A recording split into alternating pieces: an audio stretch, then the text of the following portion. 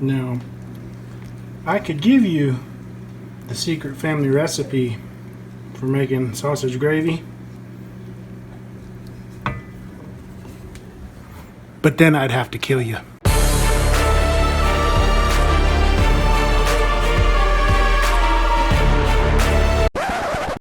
Can't be making biscuits without the littlest chef.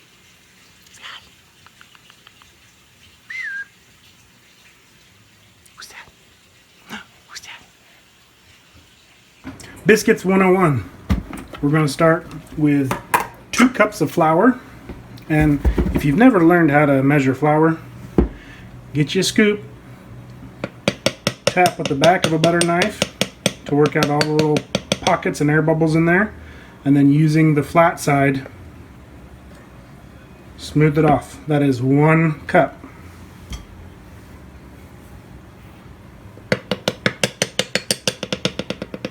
You're not packing it in there. Okay. 2 cups of flour. And then we've got 4 teaspoons of baking powder, 1/4 teaspoon of baking soda, and 3/4 teaspoon of salt. Put that in, and then we want to sift everything together. If you notice, the side you tap on is the side everything moves to. That's a trick for gold panning. You get down to the fines and you want your gold to come out, pick a side of the pan and just start tapping, and all the gold will go to that side. Some people think that it's not really necessary to sift your dry ingredients anymore, but make them and don't sift it and see what happens. We got a whole stick of butter. It is 4 ounces, but we only need 3. There's 8 tablespoons, so it's 2 tablespoons per ounce. And as kind of just a speedy trick, 2 tablespoons is about the width of 1 finger. So if you ever have just a stick in your butter dish and you need a couple tablespoons but you don't know how big it is, 2 tablespoons is about 1 finger width. Okay? So we're going to cut 2 tablespoons off of this and put it in the butter dish, and then cut up the rest of it to add to the flour.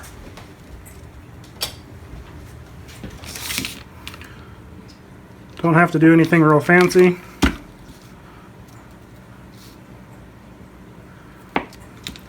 Doesn't have to be pretty. Just cut it into chunks. The smaller chunks are a little bit easier to blend in, but just get them mashed into your butter here. Then you can use forks, or you can use a pastry blender. You want your butter to be cold, hard. That way it's easier to cut it into your flour. If your butter is soft, then it just mushes.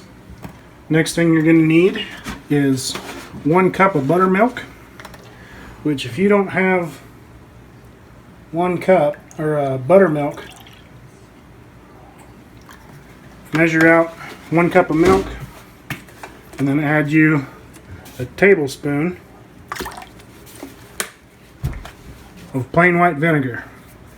And what that'll do is it'll sour it and it'll start to kind of clot up.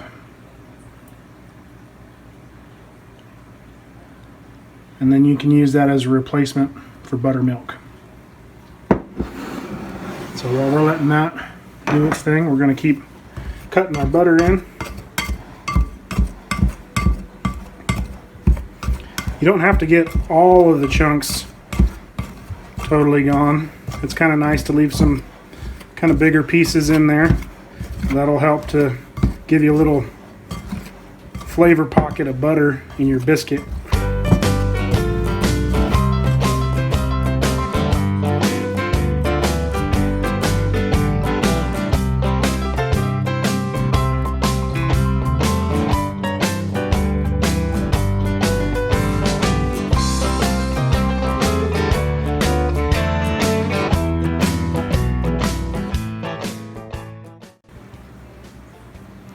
Alright, so we got our buttermilk in there. And then I'm going to go ahead and sprinkle some flour out on the countertop here. So we've got a place to start rolling it out when we're ready. Just use your hands.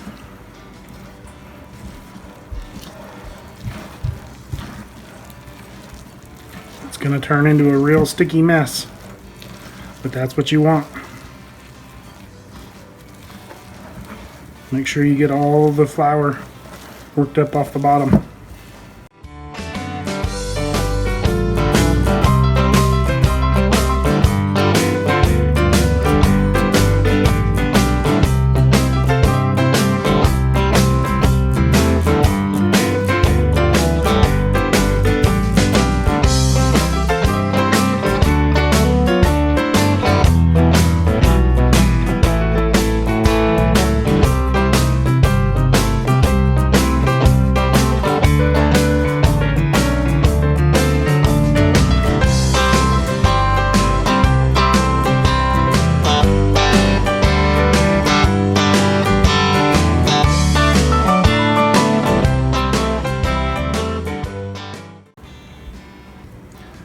At this point, you really don't want to add a whole lot of flour.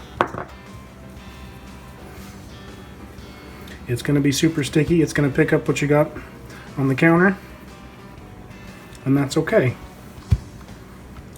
You're going to pick it up and fold it in half and mash it down. Okay.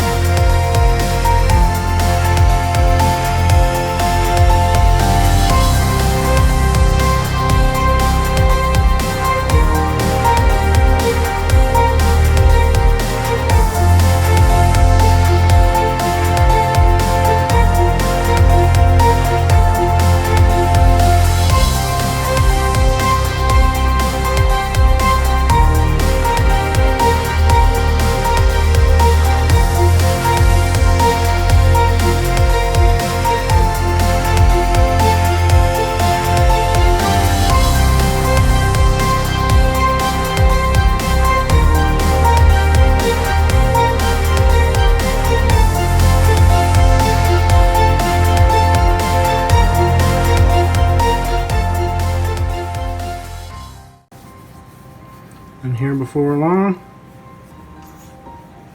all those little sticky pieces of dough on your fingers will come right off because you've worked in enough flour.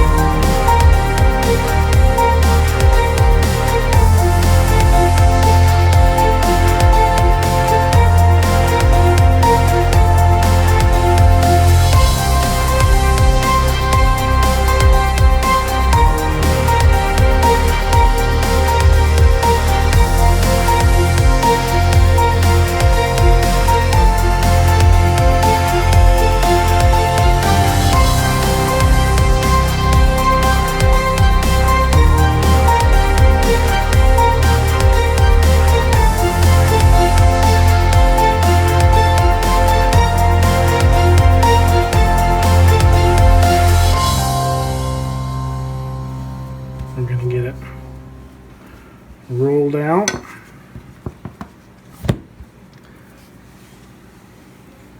So that it's all the same thickness.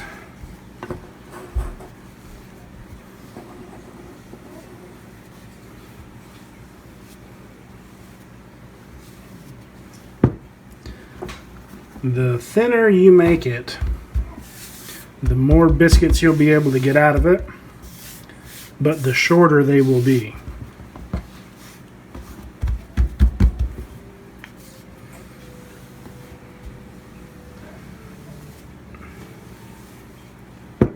So if you look real careful,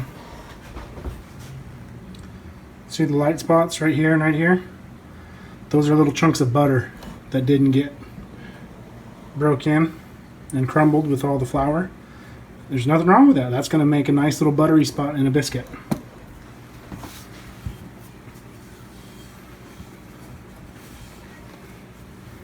Okay. Now, got a cookie sheet, and I've got just a regular drinking glass. If you don't have a biscuit cutter, get a glass that has straight sides, not one that's tapered. When you push down, don't twist it. Okay? You just line it up here on the edge, push straight down.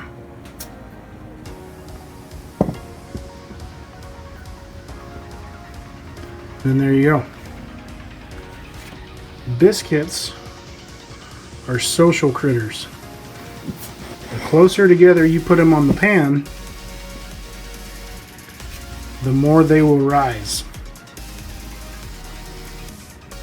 If you don't put them close together, then they just have to do things all on their own. But if you put them to where they're touching, then they can grab onto each other and help each other to rise.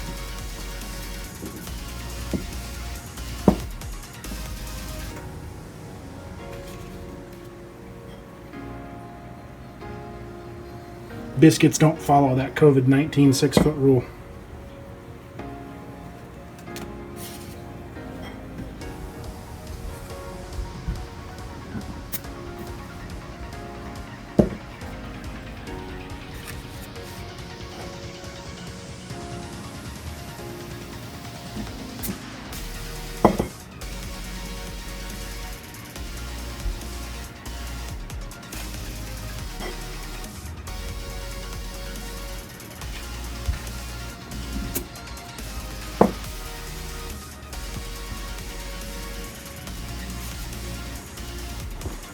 There, see? I got 8 out of just that one. And now what you do is lump everything back together.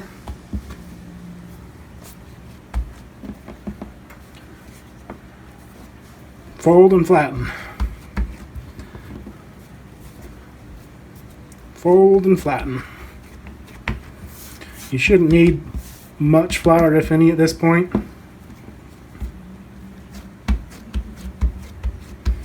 If it's sticking just a little bit, you can get a little more.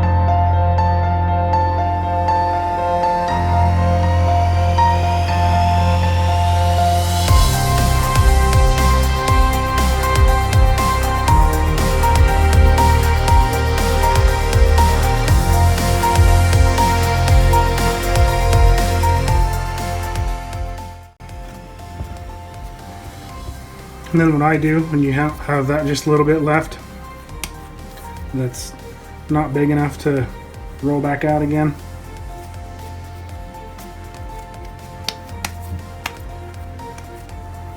you just pat it all back together. Try and get it to the same thickness.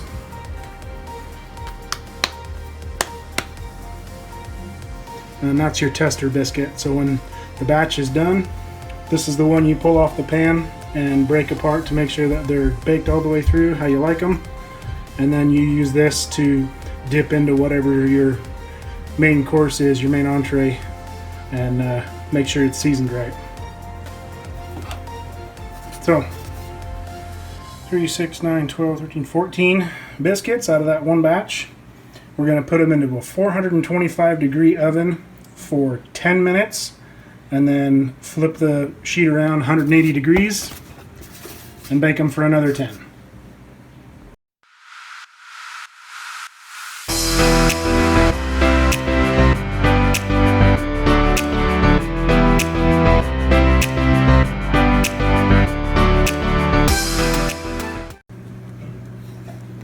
Now, I could give you the secret family recipe for making sausage gravy,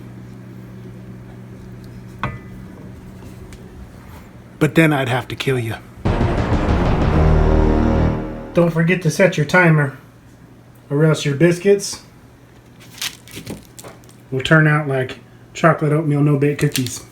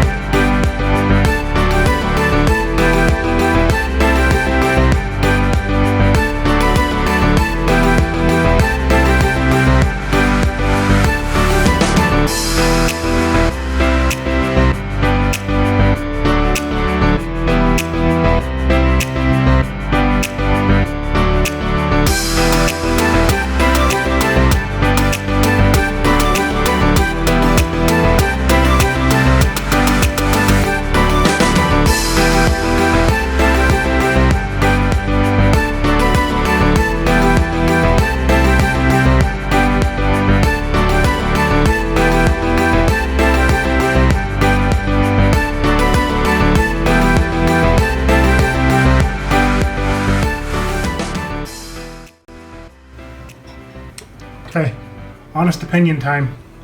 Biscuits and gravy.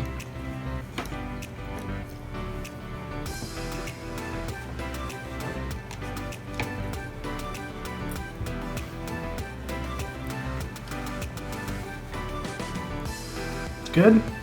It's great. What do you think, little chef? What'd you think, huh? You want some biscuits? You want some gravy?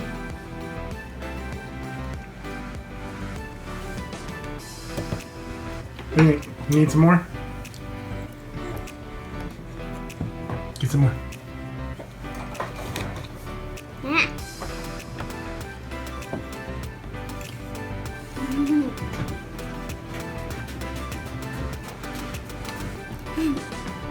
Doing the Kent Rollins happy dance. I'm gonna do it. You're gonna do it?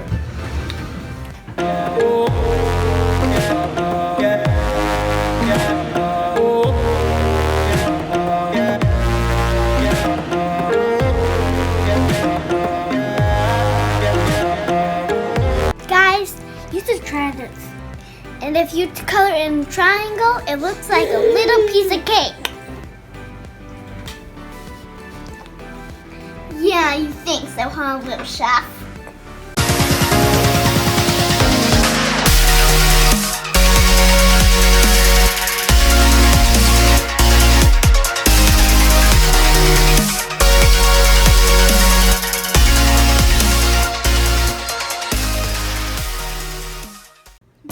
I'm gonna cut you. Turn it off.